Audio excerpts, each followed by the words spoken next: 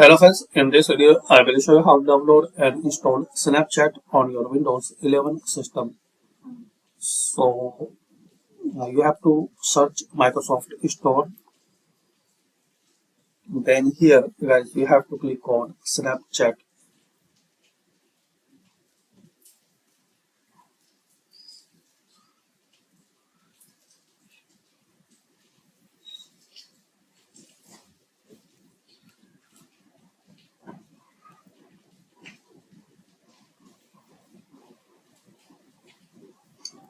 So search here Snapchat.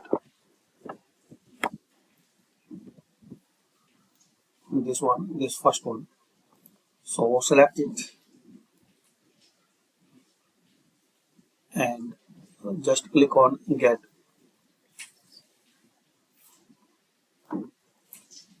And wait till this downloading and installing process will be complete. And if it will ask signing process, so enter your Microsoft account ID and password. It's completely free. You can use and download, install in your system.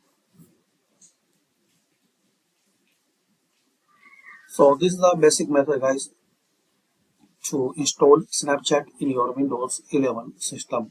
Thanks for watching. Comment on this method work for you or not.